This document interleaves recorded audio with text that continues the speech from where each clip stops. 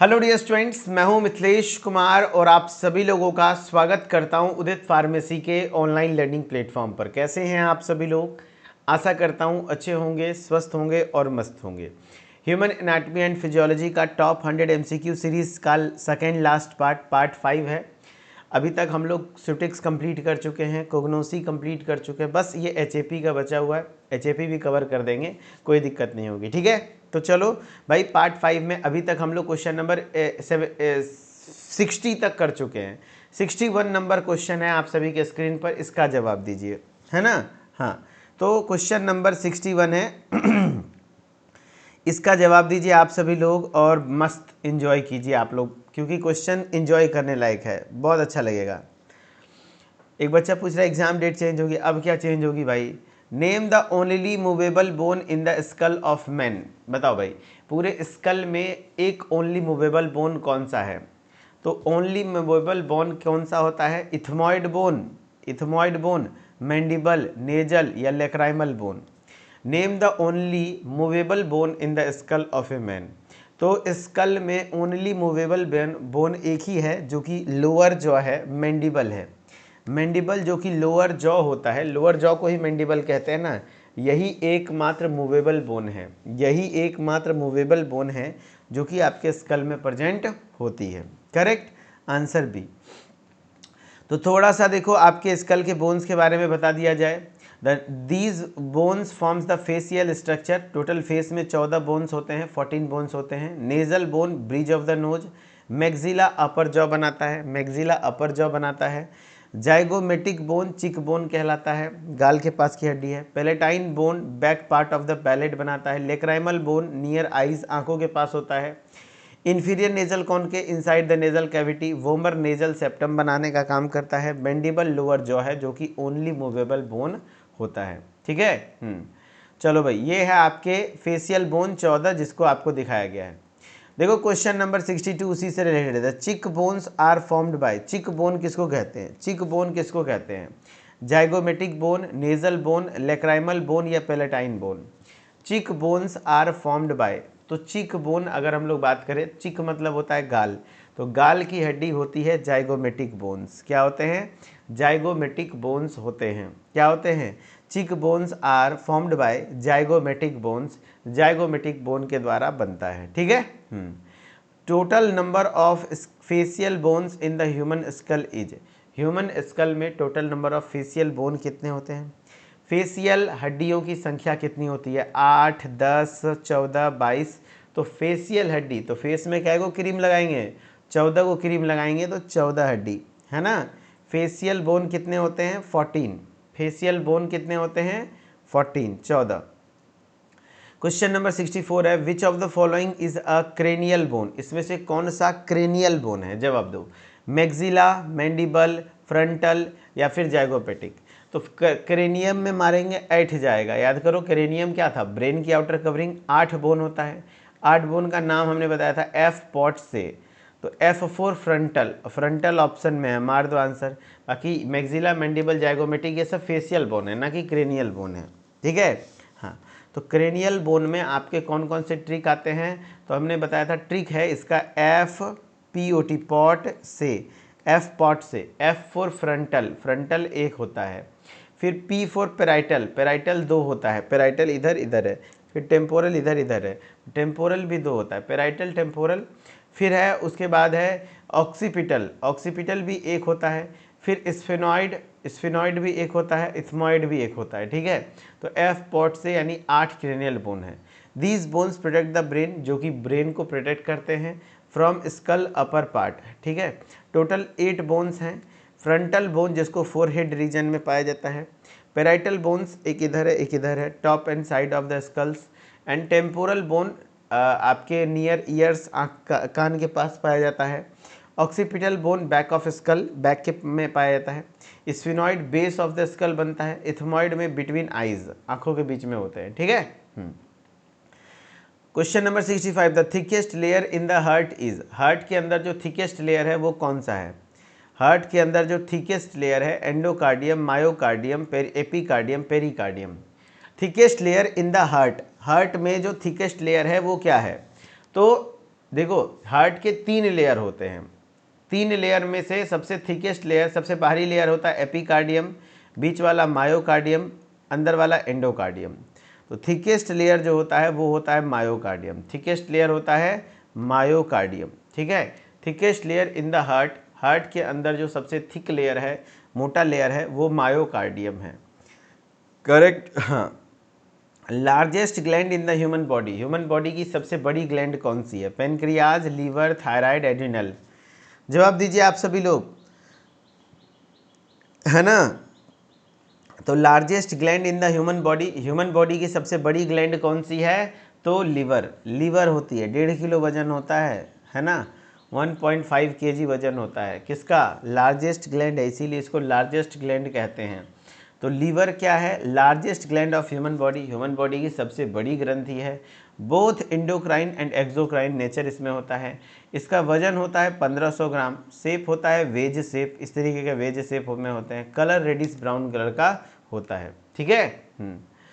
Question number 67, which organ store bile, bile को store कौन करता है? तो देखो बाइल को प्रोड्यूस, इससे सवाल आते हैं, बाइल को प्रोड्यूस कौन करता है?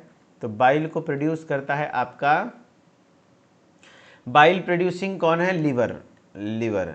और बाइल स्टोर कौन करता है? तो बाइल स्टोर करता है आपका गॉल ब्लैडर, गॉल ब्लैडर। तो क्या है, which organ stores bile, bile को स्टोर कौन करता है? गॉल ब्लैडर, ठीक है, गॉल ब्लैडर, ओके। तो ये आपके लीवर के नीचे है गॉल ब्लैडर, जिसमें आपका क्या होता है? बाइल स्टोर होता है, ठीक है। तो 68, cardiac muscles is, cardiac muscle क्या है? वॉलंटरी है, नन है, बोथ या इनवॉलंटरी। कार्डियक मसल्स, हृदय की मांसपेशियां क्या हमारे कंट्रोल में होती हैं? नहीं। तो हमारे कंट्रोल में नहीं होती हैं तो वो वॉलंटरी नहीं होती हैं, वो इनवॉलंटरी होती हैं, वो इनवॉलंटरी होती हैं, यानी ऑटोमेटिकली वो कंट्रोल होता है, हमारे द्वारा कंट्रोल नहीं किया जाता है। क्वेश्चन नंबर 68 का डी, इनवॉलंटरी होता है, cardiac muscles is involuntary, correct. हाँ, फिर है आपके देखो यहाँ पे 3 मसल्स हैं, skeletal muscles, smooth muscles and cardiac muscles. अच्छे से रिवीजन कर लो। स्केलेटल मसल्स जो होते हैं, जो यूजुअली अटैच्ड होते हैं स्केलेटन से, हड्डियों से अटैच्ड होते हैं। Smooth muscles usually covering wall of the internal organ, internal organ के कवरिंग वॉल बनाते हैं। स्केलेटल मसल्स वॉलंटरी होता है, वॉलंटरी मतलब क्या होता है कि भाई ऐच्छिक होता है, मतलब वॉलंटरीली काम करता है। एंड स्मूथ मसल्स इनवॉलंटरीली काम करता है, ठीक है, इनवॉलंटरी यानी हमारे कंट्रोल में नहीं होता है। कार्डियक मसल्स ओनली हार्ट में पाया जाता है और ये भी इनवॉलंटरी होता है, हमारे द्वारा काम नहीं, हमारे कंट्रोल में नहीं होता है, ठीक है। 69 है, which muscle type is non striated, इसमें से कौन सा मसल टाइप है जो नॉन स्ट्रिएटेड है? Skeletal muscles, cardiac muscles, smooth muscles, all of the above. Which muscle type is non striated, तो स्केलेटल मसल्स तो स्ट्रिएटेड होता है, ये तो नहीं होगा। कार्डियक मसल्स भी स्ट्रिएटेड होता है। स्मूथ, देखो जो आपका नॉन स्ट्रिएशन बोलेगा तो नॉन स्ट्रिएशन होता है स्मूथ मसल्स। कौन सा होता है? Smooth muscles non striated muscles होता है, जिसमें स्ट्रिएशंस प्रेजेंट नहीं होती हैं, धारियाँ प्रेजेंट नहीं होती हैं। तो नॉन स्ट्रिएटेड मसल्स कौन सा है?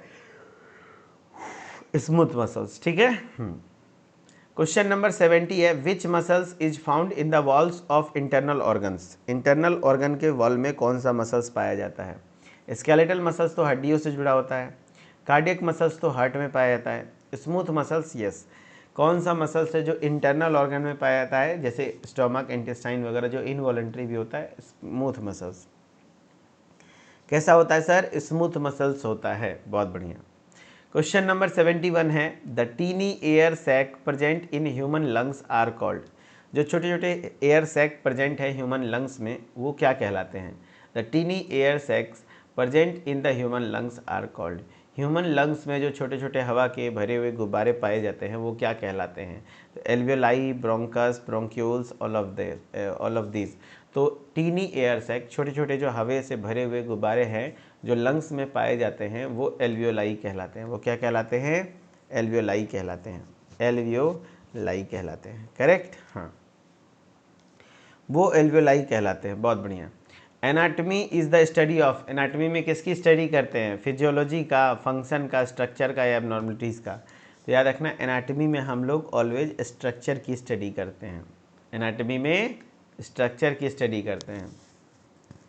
एनाटॉमी में किस चीज़ की स्टडी करते हैं? तो स्ट्रक्चर की स्टडी की जाती है एनाटॉमी में, ठीक है।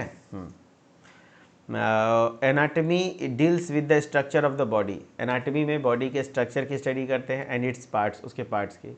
वाई अदर आर इनकरेक्ट, जैसे फिजियोलॉजी में हम लोग फंक्शन की स्टडी करते हैं, study how the body works, function, ठीक है। एबनॉर्मलिटीज हम लोग पैथोलॉजी में स्टडी करते हैं। तो एनाटॉमी में स्ट्रक्चर, फिजियोलॉजी में फंक्शन, एबनॉर्मलिटीज हम लोग पैथोलॉजी में फंक्शन पढ़ते हैं। हु डिस्कवर्ड सेल इन 1665, 1665 में सेल का क्वेश्चन किसने किया? दानिश कह रहे हैं सर पेरिकार्डियम होता है, पेरिकार्डियम की जगह एपिकार्डियम भी बोला जाता है, कोई दिक्कत नहीं है। चलो, तो हु डिस्कवर्ड सेल इन 1665, तो रॉबर्ट हुक ने सेल का खोज किया था, रॉबर्ट हुक, या फिर तो कोई और ऑप्शन है? कोई रिलेवेंट नहीं है, तो आंसर हो जाएगा Robert Hooke, option number A. Robert Hooke ने सन 1665 में सेल को डिस्कवर किया, सेल को डिस्कवर किया।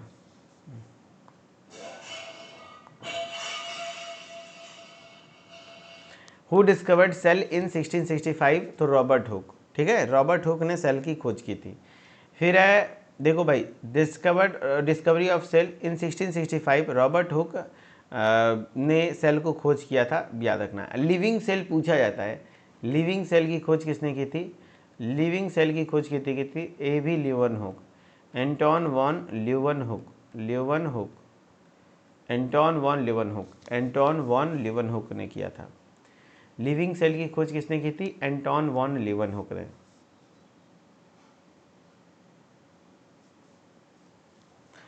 डरना नहीं है भाई, अब एग्जाम आ गया, अब डरोगे तो फिर गड़बड़ हो जाएगा। चलो, अब है name and organelles which serve as a primary packaging area for molecules that will distributed throughout the cell.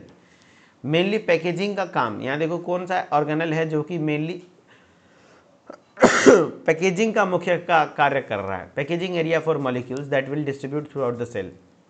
Mainly packaging का काम कौन कर रहा है? माइटोकॉन्ड्रिया तो एनर्जी प्रोड्यूस करता है, एटीपी बनाता है, तो ये होगा नहीं। प्लास्टिड तो ये नहीं, गोल्जी एपरेटस। पैकेजिंग का काम आपका गोल्जी एपरेटस का करता है।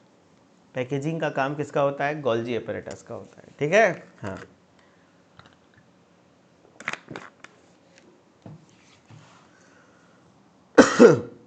पैकेजिंग का मुख्यतः कार्य किसका होता है? गोल्जी एपरेटस का होता है, गोल्जी एपरेटस का होता है। तो देखो भाई, the Golgi apparatus is responsible for modifying, packaging and distributing proteins and lipids. Proteins और लिपिड को पैकेजिंग करने का काम करता है different parts of the cell. Why others are incorrect, जैसे माइटोकॉन्ड्रिया तो एनर्जी प्रोड्यूस करता है, प्लास्टिड्स तो फोटोसिंथेसिस में इन्वॉल्व होता है, ठीक है। माइटोकॉन्ड्रिया एनर्जी प्रोड्यूस करता है, प्लास्टिड्स आपके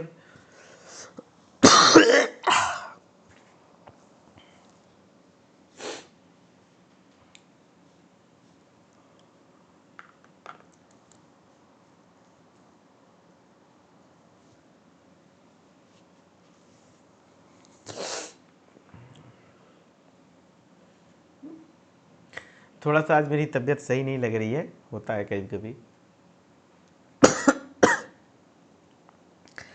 क्वेश्चन नंबर 75 है, name the outer most boundary of the cell. Cell की आउटर मोस्ट बाउंड्री को बताइए। Plasma membrane, cytoplasma, nuclear membrane, none. Outer most boundary of the cell, cell की outer most boundary. Name the outer most boundary of the cell, cell की outer most boundary कौन सी है इसमें से? तो आउटर मोस्ट बाउंड्री हो जाएगी प्लाज्मा मेम्ब्रेन। क्या हो जाएगी? Plasma membrane, correct. हाँ, name the outer most boundary of the cell, plasma membrane, answer A, ठीक है।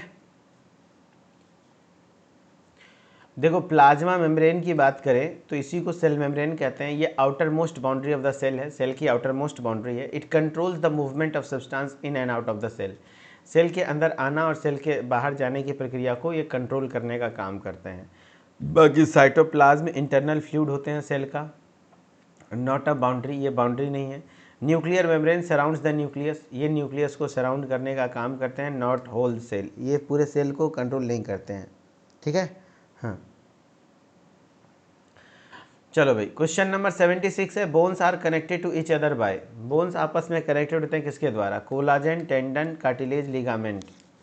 Bones are connected to each other by, bones are connected to each other by, bones आपस में connected होते हैं किसके द्वारा, तो बोन्स आपस में कनेक्टेड होते हैं तो bones are connected to each other by, तो बोन्स आपस में जो जुड़े होते हैं वो किसके द्वारा जुड़े होते हैं, तो मैंने बताया था बोन, बोन किससे, तो बबली, गाना सुनियो, बबली ही बबली, बबली यानी bone to bone ligament, bone to bone ligament, answer D. Tendon नहीं, बोन टू बोन जोड़ने का काम कौन करता है, देखो bones are connected to each other यानी आपस में बोन्स जुड़े होते हैं किसके द्वारा, लिगामेंट के द्वारा। टेंडन्स को मसल से जोड़ने का काम करता है, बोन को, मसल्स को बोन से जोड़ने का काम करता है टेंडन। OMR बस इंट्रो वाला पार्ट आएगा, अपना इंट्रोडक्शन वगैरह भरना है। टेंडन्स कनेक्ट, टेंडन क्या करते हैं, तो muscle to bone, muscle to bone है ना, मसल टू बोन ज्वाइंट करने का काम करता है। Tendon muscle to bone joint करने का काम करता है, मसल टू बोन ज्वाइंट करने का काम करता है। The jelly like substance present inside the cell is known as, jelly like substance जो सेल के अंदर पाया जाता है वो क्या कहलाता है, तो सेल के अंदर जो जेली लाइक सब्सटेंस है वो जो पाया जाता है वो साइटोप्लाज्म कहलाता है, वो क्या कहलाता है, साइटोप्लाज्म कहलाता है, वो क्या कहलाता है, साइटोप्लाज्म कहलाता है, करेक्ट। तो साइटोप्लाज्म एक स्ट्रक्चर है, jelly like substance that fills the cell, जो सेल को फिल करता है एंड सराउंड करता है ऑर्गेनल्स को, एंड ये केमिकल रिएक्शंस यहाँ पर मेनली होते हैं, main arena of the cell कहलाता है। 79 है, which of the following cell organelle is called digestive bag, इसमें से डाइजेस्टिव बैग किसको कहते हैं, या फिर सुसाइडल बैग, न्यूक्लियस जिसमें हाइड्रोलाइटिक एंजाइम्स पाए जाते हैं, क्लोरोप्लास्ट, लाइजोजोम, यस लाइजोजोम को डाइजेस्टिव बैग या suicidal bag of the cell कहते हैं क्योंकि इसमें काफ़ी सारे हाइड्रोलाइटिक एंजाइम्स पाए जाते हैं, ठीक है। तो which of the following cell organelle is digestive bags, तो लाइजोजोम्स, क्या हो जाएगा आंसर, लाइजोजोम्स, ठीक है।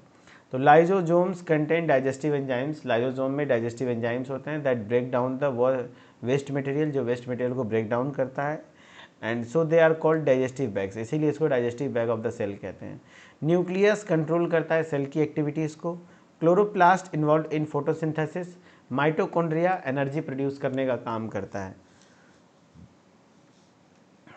ठीक है। क्वेश्चन नंबर 80 है, hip joints is a type of, hip joint का टाइप कौन सा है, तो ball and socket joint, hip joint is a type of ball and socket joint. Hip joint कैसा होता है, हिप जॉइंट कैसा होता है, तो बॉल एंड सॉकेट टाइप का जॉइंट होता है। तो देखो भाई, बॉल एंड सॉकेट जॉइंट कहाँ है, ये हिप जॉइंट, ये देखो हिप जॉइंट है ना कमर के पास, तो ये होता है हिप जॉइंट, ठीक है। बाकी हिंज जॉइंट होता है एल्बो या नी, ग्लाइडिंग जॉइंट होता है आपका कार्पल्स वगैरह, पाइवोट जॉइंट नेक के पास C1 C2 होता है, सर्वाइकल 1 वर्टिब्रा सर्वाइकल 2, ठीक है, इस तरीके से होता है। चलो इसको यहीं पे ख़त्म करते हैं, आगे एक क्लास और लगेगा इसके MCQs को कवर करने में। थोड़ा एनर्जी आज मेरी लो लग रही होगी तो मैं थोड़ा सा अभी ग्लूकोज वगैरह जाता हूँ, पीता हूँ, थोड़ा एनर्जेटिक रहेंगे। और क्योंकि अभी आप लोगों का तो आज कम क्लास है, लेकिन सेकेंड ईयर वालों का चूँकि कल पेपर है तो उनका मुझे लगातार क्लास लेनी है, तो अभी मैं थोड़ा सा ख़तरनाक तरीके से क्लास लेने वाला हूँ, थोड़ा एनर्जेटिक होकर के मज़ा आएगा। मैं जाता हूँ, थोड़ा एक्सरसाइज वगैरह करता हूँ, ठीक है। चलो okay, thank you so much, बहुत बहुत शुक्रिया, धन्यवाद। मिथिलेश सर ऑफिशियल से जुड़े रहिए एंड ऐसे ही पढ़ते रहिए मस्त और मुस्कुराते रहिए, ठीक है। चलो thank you so much, okay, फिर मिलते हैं नेक्स्ट क्लास में।